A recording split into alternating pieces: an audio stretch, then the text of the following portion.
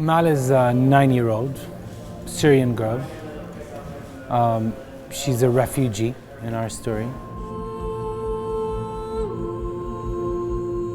She's left her homeland and is on this incredible adventure that starts on the border of Syria and goes all the way to Manchester.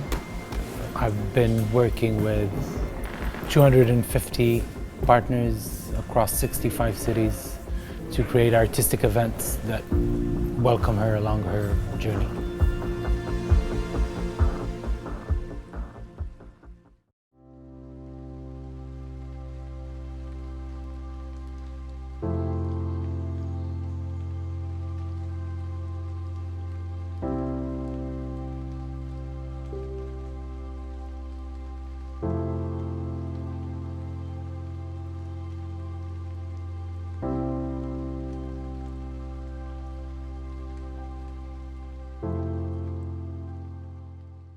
So Footprints came from a desire to try and encourage children's empathetic responses through emotion, through art and through their language to the refugee situation.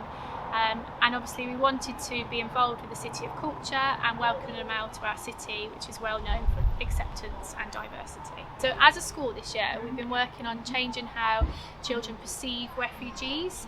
So we celebrated Refugee Week and that helped raise awareness of refugees. And what we'd like is for our children to become the citizens that cause change in the future of how refugees are perceived generally and also how they're welcomed into our city. What's special about you? What's special about Amal? I want you on your whiteboard to start thinking about things that you could say or write to Amal to make her feel welcome when she arrives in Coventry. How could we go out of our way to welcome somebody? Think about if somebody comes to your house, how do you welcome them? You can come in. Yeah, you can come in. So inviting. That might be a good word to use to describe it. So you're inviting somebody in. So this morning children have been discussing welcome and what the word means to them. And then they went on to sort of mind map things that they could do to welcome Amal to Coventry, what's special about Coventry and what things we've got in our city that she might like to see when she arrives. So originally the children sort of came up with the quite sort of straightforward ways of welcoming them by saying hello and waving and shaking hands and things. But then they did think a little bit more deeply about perhaps we could have a party or a festival or a celebration to welcome Amal. Maybe people could go out and meet her in the street. And then they went on to write messages. Some of them chose to write those messages in different languages, which was amazing. And they wanted her to see the messages that they'd written to make her feel warm and make her feel happy and excited to be here.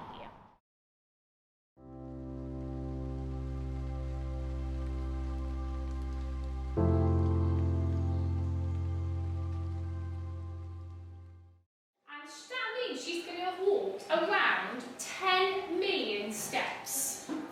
It's a really, really, really long way. So how do you think we could use this idea of footprints to welcome Amal? So behind her, from where she's left Syria to all the way up to Manchester, she's going to have left like a little part of her journey, isn't she, in her footprints?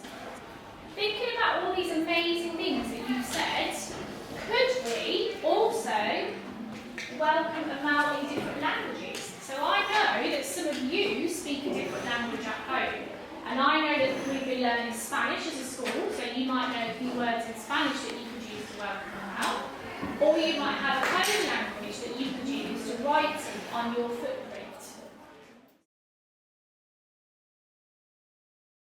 So the way we'd envisage using the footprints is as a whole school display. So every child in the school will make a footprint and then they will be displayed on the outside of the building. I think things have gone really well. The children were really engaged in the project. They understood what the idea was behind it and they really thought about what welcome means and how we can, as a school, welcome children into our building, but also as Amal, welcoming her to the City of Coventry.